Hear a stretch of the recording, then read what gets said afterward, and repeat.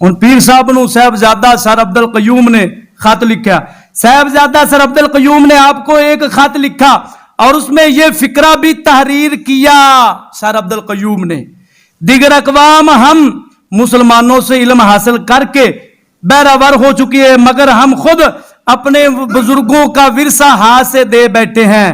پیر صاحب گولڈوی یعنی کہ پیر میر علی شاہ نے مغربی علوم کی نسبت صاحبزادہ سر عبد القیوم کے اس فکرے کا حقیقت امیز جواب بھی ارشاد فرمایا اور ساتھ ساتھ انگریزی طرز تعلیم کے متعلق ایک پیش گوئی بھی فرمائی. پیر میر علی شاہ کی فرمائی؟ جو حرف بحرف کب کی پوری ہو سکی، یعنی کدوں دی پوری ہو گئی ہے. پیر صاحب جوابی خط میں ارشاد فرماتے ہیں، پیر میر علی شاہ نو مننا نہ لو، یہ گل سمجھ لو تو تہاڈے واسطے کافی ہے. آپ نے کی ارشاد فرمایا؟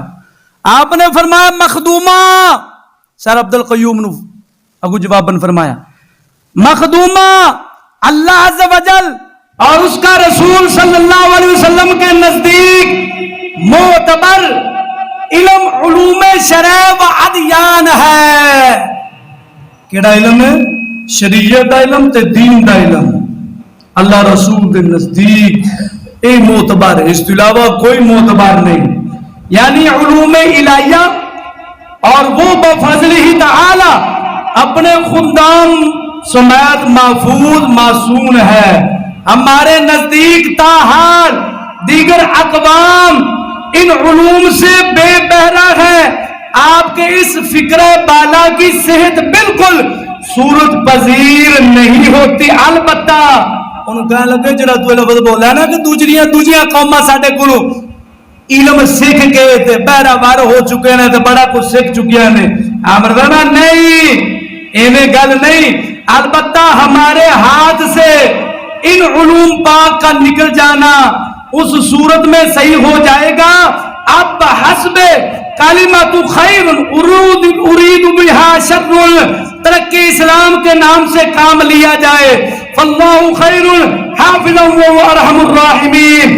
اس کے لیے صحیح عنوان ترقی اسلام نہیں، ترقی اسباب معیشت ہے اور وہ بھی غیر شرعی اسباب سے. پیر صاحب فرما رہے ہیں، فرمایا جنہوں تجھے ترقی سمجھ رہے ہو نا کہ کافر انکار نے ترقی سے علم لے رہے ہیں. فرمایا نہیں، ترقی اسلام نہیں، ترقی اسباب یعنی کہ مال و دولت دے اسباب اور وہ بھی غیر شرعی طریقے نام. جو زندہ رہے گا دیکھ لے گا اس طرز تعلیم کا اثر احکام شریعہ صوم و صلات وغیرہ کو پس پشت ڈالنے اور ظاہری اعزاز شکم پروری کے بغیر کچھ نہ ہوگا مگر اللہ جسے محفوظ رکھے. آپ کی فرما رہے ہیں؟ فرما تسی اکھاں نال ویکھو گے یہ جڑی یورپی تعلیم ہے کالجاں دے اندر، سکولاں دے اندر، یونیورسٹیاں دے اندر چل پئی ہے. فرمایا ان دے اندر اللہ دے حکماں نو کنڈو پچھو سٹن تو علاوہ پیٹ پروری تو علاوہ کچھ حاصل نہیں ہون لگا سی. وہی ویکھ لے میرے پیر دی کرامت ہے.